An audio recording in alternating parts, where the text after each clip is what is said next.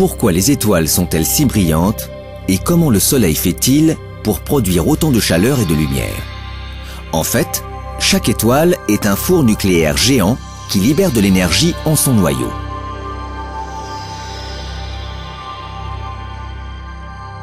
Le Soleil est l'astre qui brille le plus près de la Terre. Il tire son énergie des réactions de fusion nucléaire qui se déroulent en son cœur. Comme la plupart des étoiles, le Soleil est principalement constitué de deux gaz, l'hydrogène et l'hélium.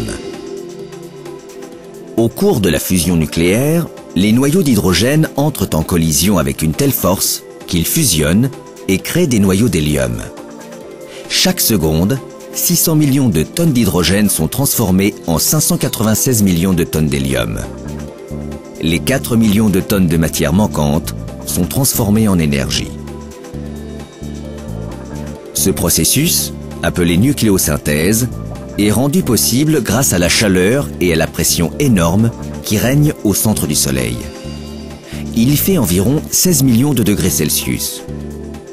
L'évacuation de l'énergie, qui s'effectue du centre vers la surface du Soleil, s'accompagne parfois de fortes turbulences gazeuses.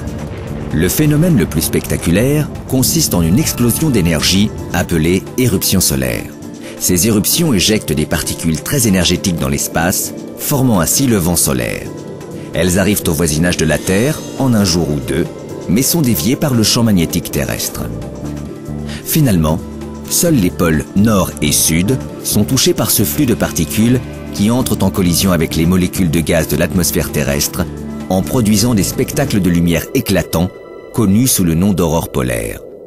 Tout le monde n'a pas la chance d'observer une aurore polaire, mais nous expérimentons tous l'énergie du Soleil chaque jour.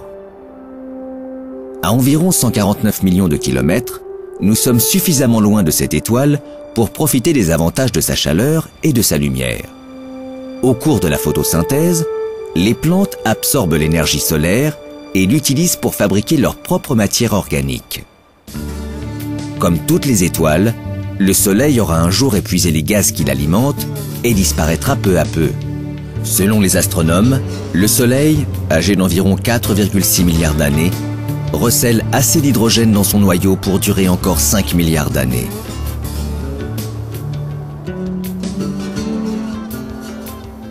L'énergie thermonucléaire qui alimente toutes les étoiles semble inépuisable. C'est pour cette raison que les scientifiques tentent de reproduire sur Terre ces réactions de fusion thermonucléaire. Mais pour l'instant, aucune expérience n'a permis de reproduire et de contrôler les conditions extrêmes qui règnent au cœur du Soleil.